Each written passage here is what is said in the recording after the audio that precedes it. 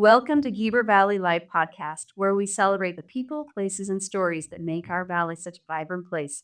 I'm your host, Rachel Kahler, Executive Director of the Community Alliance for Main Street. And today I'm thrilled to introduce someone that has had a long but quiet, in the background shadows, but such a powerful force in our art community. Now stepping into a brand new role as the Executive Director of the Midway Playhouse. So I want to welcome Mindy McMaster. Mindy, thanks so much for coming on the show. Welcome to Heber Valley Life. It's exciting. So you have called Midway home for 15 years. I was really surprised. I didn't know that you have really traveled around, lived several places with your husband. We've lived Atlanta, St. Louis, Ohio, Salt Lake a little bit. Yeah, we've lived around a little bit. Yeah. So what brought you to Midway? We wanted to move back to Utah. We had lived away our whole married life, and we always intended to come back to Utah. We were both from Utah. Right. And so we kind of both grew up Salt Lake area and we just wanted to be somewhere a little more our own place. And we always, whenever we come visit our families in Utah, we'd always take a couple of days up in usually Midway at Zermatt or Homestead. And so we slept it up here, and then we started watching some developments. We bought some property and never even lived on it, one house somewhere else. But just liked it and thought it would be a good place to raise our kids, and it just worked out. So tell me about your kids. So I know you're older kids, but you have got an interesting setup. I've got 3 older children. My daughter turns 29 in a couple of days. Anna will be 29. And Connor's 20. Everyone's it's birthday season starting October 16th. So Anna will be 29, Connor will be 25, and Leighton will be 23. And then I've got a big gap, and I have a 13-year-old, and then another gap, and a 6-year-old. So don't do that because I'm not young. Okay, I was really surprised in researching. You have some great professional training, but not in the way that I was anticipating. Okay. So you have a background in exercise psychology, exercise physiology, chemistry, Yes. diamond grading, and I would think that's the connection with Dave, the jeweler.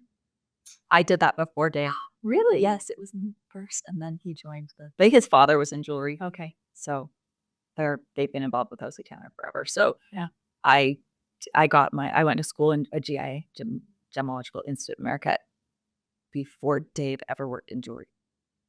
Fascinating. Yes. But we both love it, so obviously. But that's what surprised me as I was, learning about you, things that I didn't know because I kind of anticipated the art background. Most people don't know I have a degree in chemistry. It's kind of out of context, right? But it just means you're very good at dissecting different information and be able to process the information. Yeah. That's fair. I love it. But your background really, what I anticipated, you did dance for Valley West. You were a performers ballroom dancer.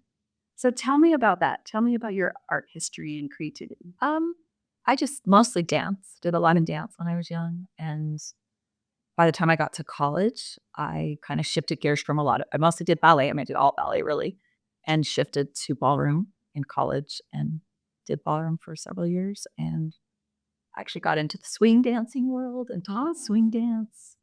So and big line swing or country? So both country mostly. And that's a story for a different day, but I'll tell you about when Dave was interviewing for a job and my dancing helped his job. But we'll talk about that. I must. Well, it's funny. I had the opportunity to really get to know your family about 8 or 9 years ago when our boys played on a basketball team, and your husband offered to be the volunteer coach, which he didn't have time for, but he made time. I think every parent has that time in their life where we're all in. But also that year, you suffered a traumatic brain injury in a car crash. And would you mind sharing with us? I remember it was so shocking, but the community really rallied around. Yeah, you just told me today that you brought me food, which I would never have known because so many people helped and pitched in to help my family and my kids and feed them, and because I was completely not able to do any of that. But it was 9.5 years ago, and we were coming out with spring break, and we were driving home we'd been to Kansas City and St. Louis. We loved the Royals. We'd gone to see the baseball, and my girlfriend lives in Kansas City. So we were driving home, and Dave was working in Colorado. So he went back to work, and I was driving my kids home, and we were in this car accident. But we all had some injuries, but I think I was the worst. But I was in a dark room for several months and had to relearn a lot of things, and it was an interesting experience. But one of the things that was so fascinating about that experience is when I started having memory and started kind of coming out of the almost a year of not really having a lot of memory or a lot of, I was just kind of had to be in a dark room basically. But when I came out of that and learning like all the things that people had done in my community, and I just remember that feeling was such an interesting experience, having this overwhelming feeling of, wow, I could not take care of myself for one, and I could not take care of my family, and I couldn't take care of my kids, and people had to do it. Yeah. And my family helped, my mom helped, but my neighbors and my community helped. And I'm finding out that you help, everybody pitched in a little bit, and it got my family through months and months and months. Like I had a 3-year-old, and I couldn't do anything for her. And so anyway, people fed us and took care of my family for a long time. I just remember standing on your porch with your mom, and there were so many unknowns.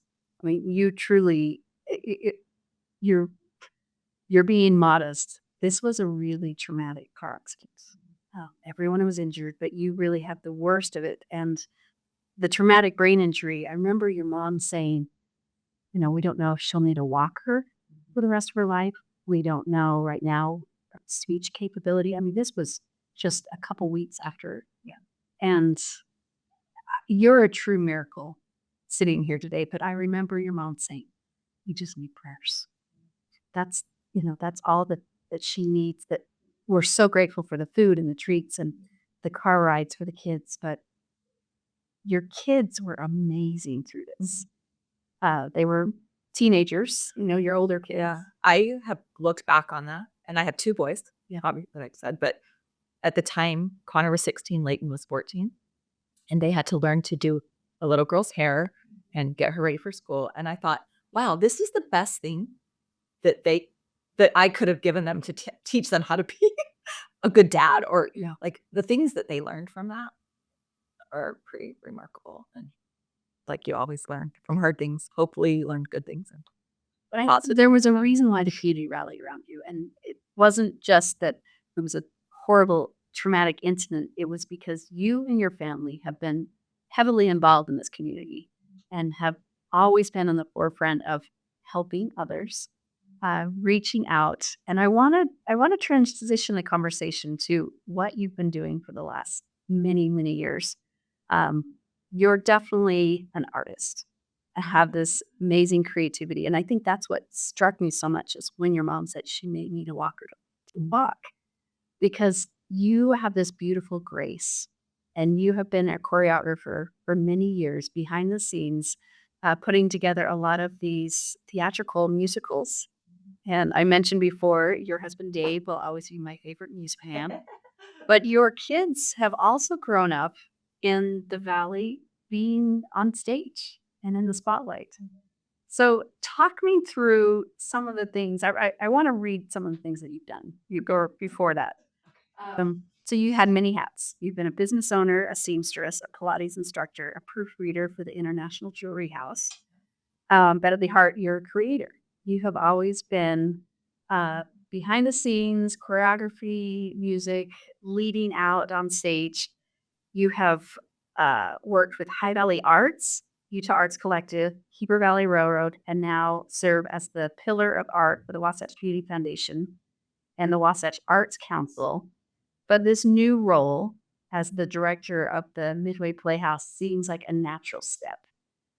But let's talk about getting to the Playhouse, because you really have been involved in so many different aspects of dancing in our community and musical theater. So take me back to where this started in Midway. When honestly, first of all, I think everyone has the ability to create. And I think that's a huge part of like our genetic makeup. And we create differently. It could be, I do a lot of dance and I do a lot of theater stuff, but people could do something. It doesn't even have to be visual type arts but we all have this ability and kind of desire to create because it brings us joy and it brings us something. And so for me, before I even knew to about I had a store and I had a scrapbook quilting store and I loved to create things with my hands. And then when we moved here, I got involved a lot with theater and mostly it started with High Valley Arts and did a lot of the choreography and just that is kind of where it started in Midway, the theater side. And I taught at UIC and my dance that I hadn't done for a really long time because I was creating other things. I was creating a family and creating my home and that kind of, but then I kind of got touched, kind of dialed back into the dance world. And that was really fun. I had done it for a long time. And so that's how I kind of got my foot in the door. But really it started with getting into the theater world of musical theater and dance. Our son Connor, who is basketball there with your son, but he, when he was really little, said, I want to be in a play. And we both, Dave and I were like, wow, we've never had anyone be in a play. I mean, I had done a little bit, but, and so he started doing a few things and just was naturally talented. And then because he auditioned for a show, Dave auditioned for the show with him. And then since they were in it and I was like, well, I could help choreograph, so we just it just started little. I'm curious, was this the first show? So Connor was in The Lion, the Witch, and the Wardrobe in Salt Lake. That was his very first show. And then right after that, we moved to Midway. And he was in a Christmas Carol. Yeah. Obviously his first show here. And I'm going to put you on the spot. So how many shows do you think Connor has been in since? Oh, Connor? A lot. He's 25 and he's been in shows since he was 6. And not just one a year. Probably an average of 1 or 2 or 3 a year. He just finished Something Rotten in the Hail. Oh, it was a funny show. It just closed. But he keeps his foot in the door a lot. He's good. But I love when all of you kids, Anna has done some beautiful shows. Yes. And I think it was funny because Leighton is really strong, masculine. But he has found a way of this gentleman chivalry. Yes. And I really enjoyed this last winter. Your boys were both in Yes. And it was almost like they were teaching the other young men, this is how you do it. This is how you open the door, or this is. And I think a lot of it is, the influence that you and Dave have had in your family. I also understand there's a lot of sing-alongs that happen. That's all true. This is very true. Lots of singing along, going along in our house. And now these 2 younger daughters I feel like they're just stepping right into that with no choice and just in it. And just see it around them all the time. My older kids are constantly singing. And so they have to be part of it. Is there a favorite show that your family has done? You've done a lot together. One of my favorites was Seven Brides for Seven Brothers. That was fun because Connor, Leighton, and Anna were in that, and I choreographed. So that was a really fun one. It was just energetic and fun. Yeah. Music band was really classic with Dave. Right. Sound of Music. We did Sound of Music. That was fun. It's Maisie's the captain, and Lily was Gretel. I directed that one. So yeah, it's so amazing. Anna was in Cinderella. She was Cinderella. That was a fun one. My favorite Cinderella is Mary Eckerson. Oh, she was so when she was the Iron Out Leather. Yeah, and Anna was Cinderella. Yes. They were beautiful together. Oh, and that voice of Mary's, just no. Oh, it's so beautiful. So since I brought up Mary Eckersley, let's talk about the Playhouse. Okay. So brand new, opening up this summer. When we talked, I was really surprised at this transition, but I loved some of the ideals that the Midway Playhouse stands for. And I want to read on the website just the motivation behind the Playhouse. So number 1 is the magic of theater. 2 is the incredible young talent that we're honored to work with and educate. And 3, the joy these youth bring to our cherished community through their performances. And I actually saw a video last week that made me smile. It was you leading a choreography dance, and there were a bunch of middle school aged young people behind you. And I thought, how lucky are they to be taught by you, Oh. but you could just see the joy in her face. And so tell me about Midway Playhouse. How did it come to be? What's the plan? Focus on youth right now. Focus on youth right now. We about a year ago, January time, the end of December, a lot of us have been involved in theater in this community for a long time, and some changes happened in our community with some theater kind of groups changing and shifting a little bit, and so a lot of us got together and said, okay, well, we're going to continue. There was kind of a hole for the youth, especially theater, and so we said we're going to keep that going, and we want to not let that become a hole. We want to fill that hole. So we got together and said, we're going to start this. And I've had the name Midway Playhouse forever. If I ever wanted to do theater, I was like, I want to do Midway Playhouse. So that name was perfect. It really is. But where do you perform? Midway Town Hall? Camel, yeah, right now. I mean, it's exciting because you get to build out a stage and put platforms out, but the city's been awesome. And we've worked a lot with the city on getting new platforms, and they're so gracious and have been so great and have been so accommodating of us. And we were able to get a grant from the city and from Wasatch County and make it all possible. I drove down to Performance Audio this week and filled up a huge trailer of all this equipment that we bought for sound and speakers and microphones and stuff that was a grant from Wasatch County. So all those things are kind of coming together. And I think this group of people that have done a lot of theater who are excited to bond together and do a new organization under this umbrella of Midway Playhouse. And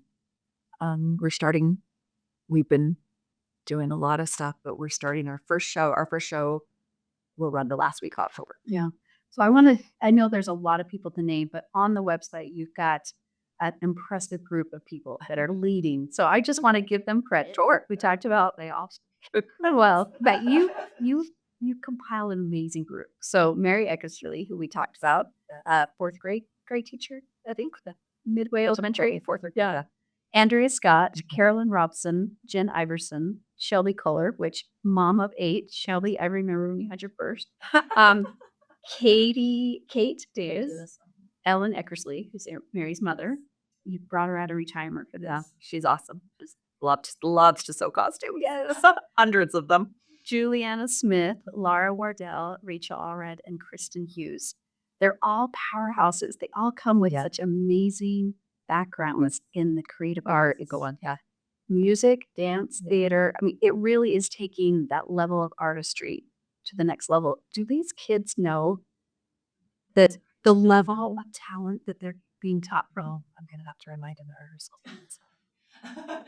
I don't know if they know, but they definitely have a lot of these women are teachers and involved in other things, but they devote their time and energy and hearts to this organization. For free. I mean, for free. No one's getting paid. This is a brand new organization that you're just trying to boots on the ground. Yeah, we've created a 501c3. So our goal, we'll have to do some fundraising and those kind of things in the future. But luckily we got some grant money to get going at the beginning. And so that's super helpful. But yeah, these women are talented and capable and awesome and fun and devoted for sure. I want to talk about arts in the Heber Valley because you really have been at the heart of the growth and you have participated in it. Why do you think there's such a groundswell right now of musical theater, performing arts with the Wasatch Community Foundation, as you're now kind of directing that, it's the art pillar? Yeah. Is it just as more people move in, there's more interest?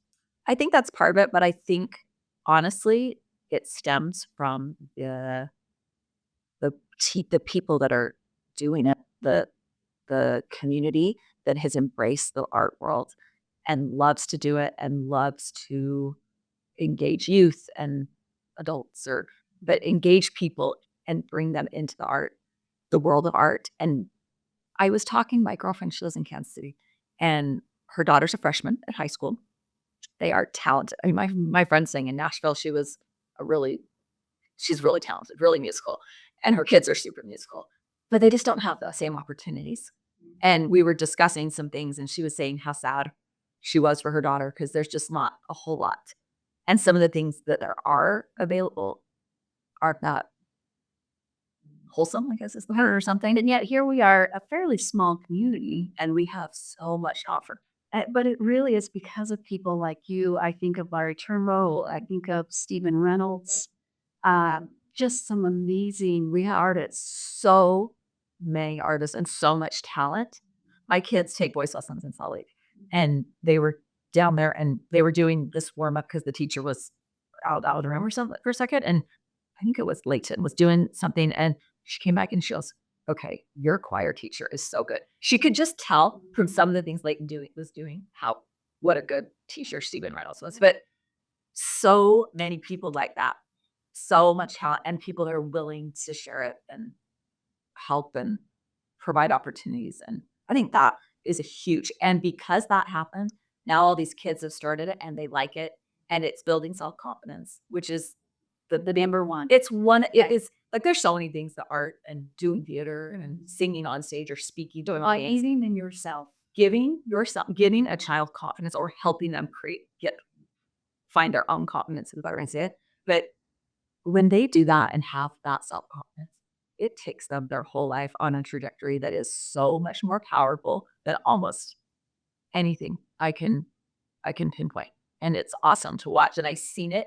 I see kids now that are in college that I run into and they're like, "Oh my gosh, we did a show together when they were young." Mhm. And it's helped them. I mean, there's no denying that art and these kind of things help create confidence and tons of other things. But that's the huge one for me.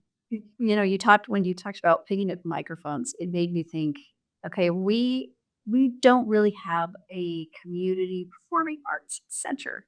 We have the Midway Town Hall, the social hall, the TDT has really done amazing work with what they have. Yeah, it's an over 100-year-old building. Yeah. That springboard floor is amazing, but they've had to build out, just like you said, the stages, the set, the curtains, the air conditioning. The town hall really wasn't built as a performing arts; it was built as a community center. Right.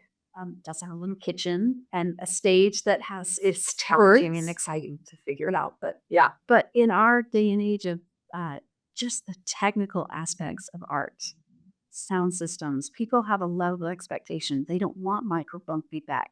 They don't want darkness. They come in and they expect, even on $15 tickets, yeah, they expect this level of professionalism that is Yeah. really hard yeah, to put on. in these spaces. Right. Absolutely. Right. And we're bringing it all in.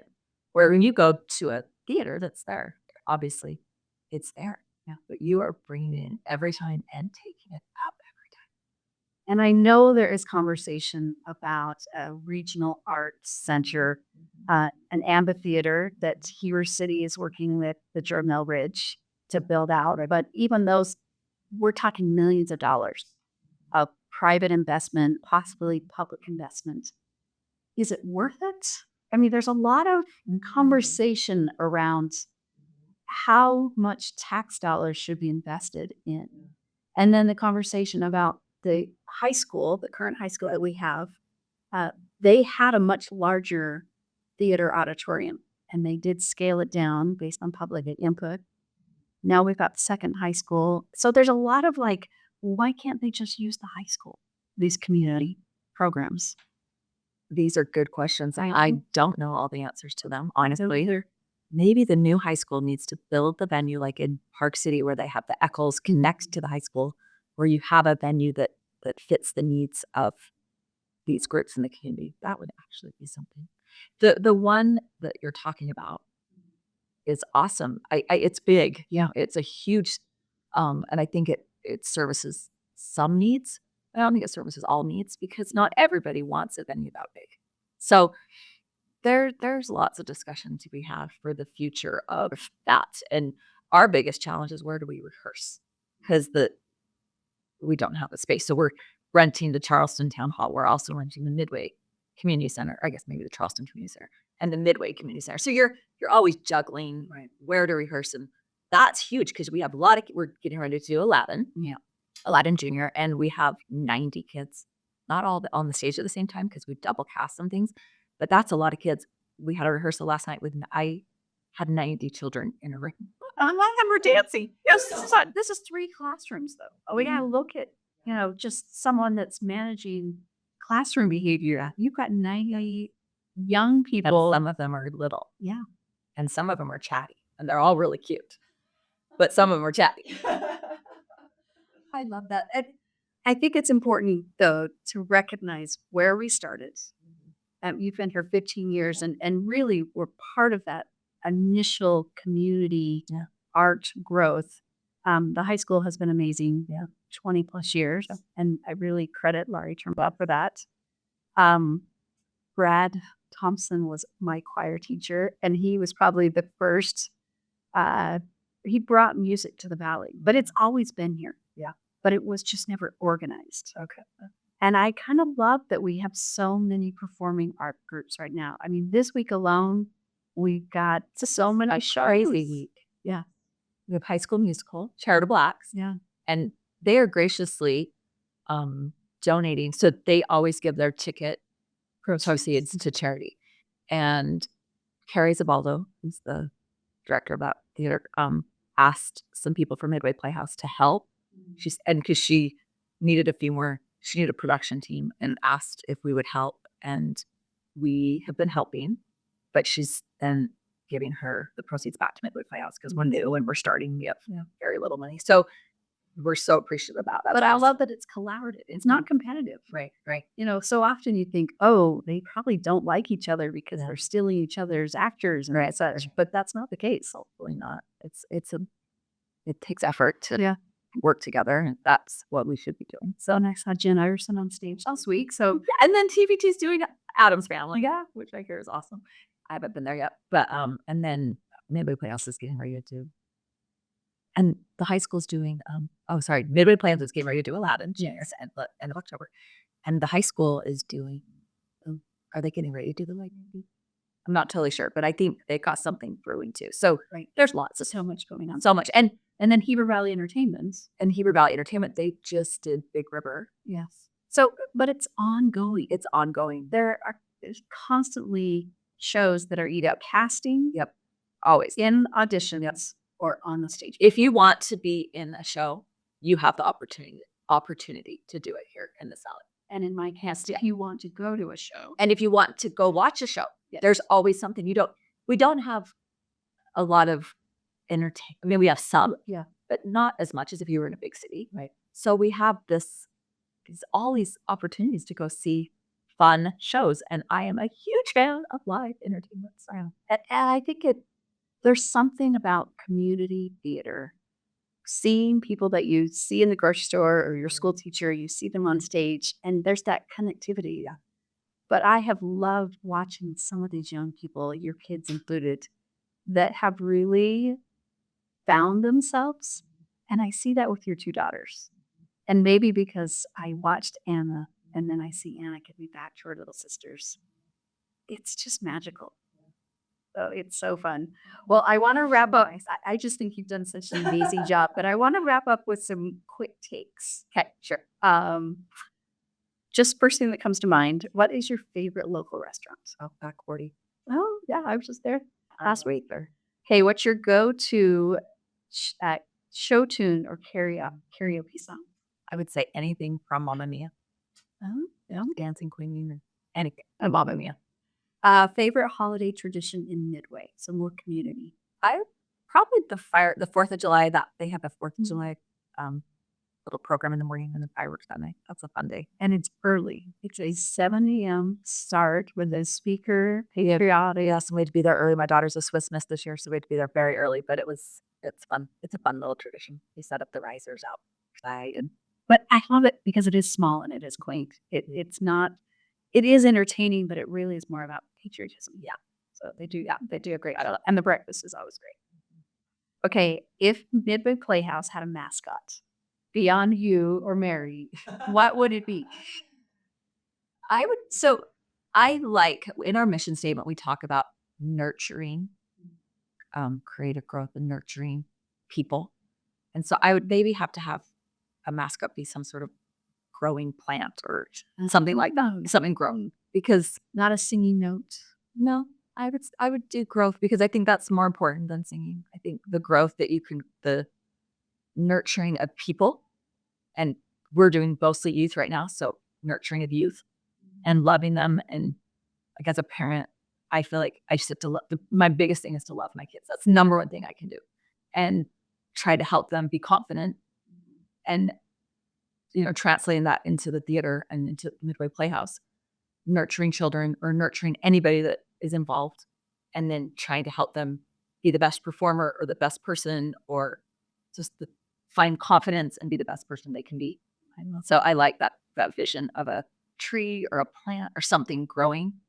That's what I would say maybe. It's not really a mascot. Well, I love that. But okay, so tell me, what do you see for Midway Playhouse as you're looking to the future? I know Footloose is coming. Footloose in February. Kristen Hughes will be directing Footloose. Yeah. And that's for teenagers. So Aladdin's been for younger kids. And Footloose will be 14 to 18, that age group, which will be really fun. A lot of dancing and helping choreograph that. So that'll be fun. Kate Davis will be the other choreographer.